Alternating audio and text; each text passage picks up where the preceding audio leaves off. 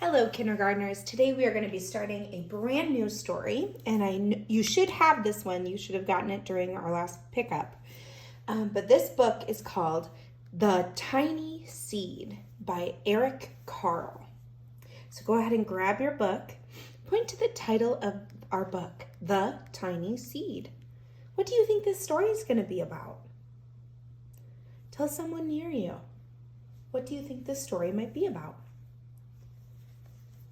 Well, I see on our front cover that there's a flower, and our title says The Tiny Seed. So I wonder if this story might be about a seed that's going to turn into a flower. So here's our title. Point to the title, The Tiny Seed. And our author, the person that wrote the words, is Eric Carle, and he is also the illustrator. So Eric Carle is both the author and the illustrator. Here's our front cover. Flip it over, and there's our back cover. We're going to do our first read today, so we're going to read through our whole book. Here's the title page. All right, here we go. Follow along with me in your own book. It is autumn. A strong wind is blowing. It blows flower seeds high in the air and carries them far across the land.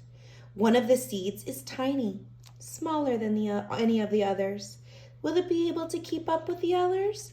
And where are they all going?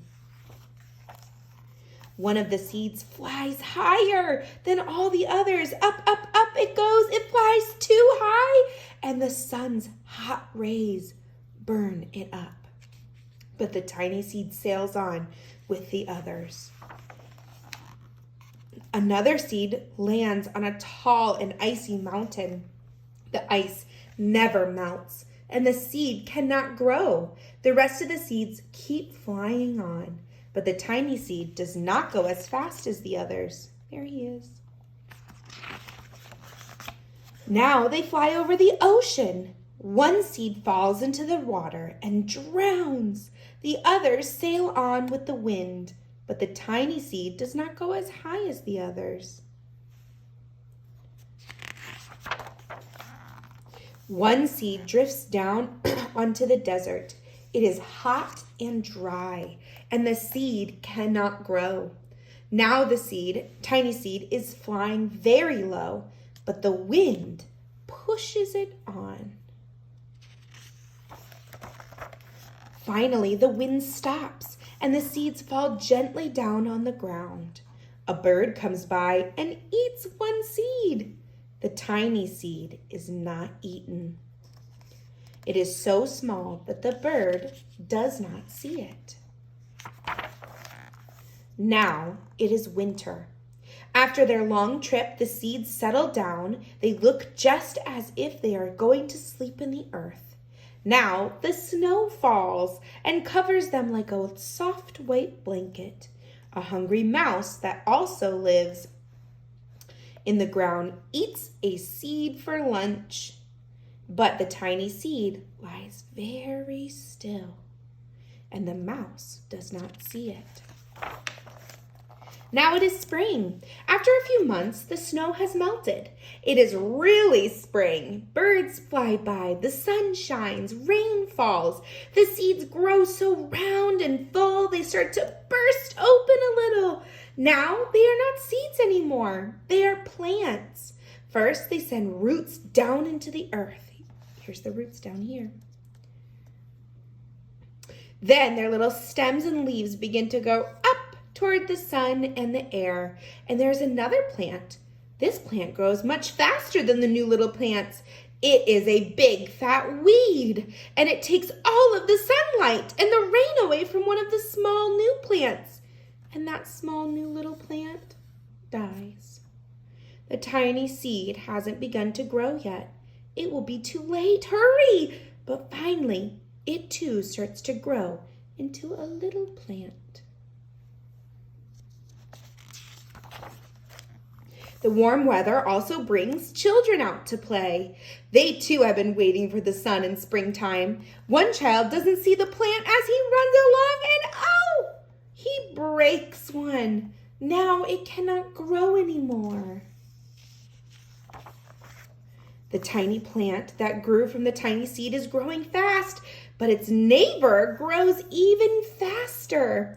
Before the tiny plant has 3 leaves, the other plant has 7 leaves. And look, a bud and now even a flower.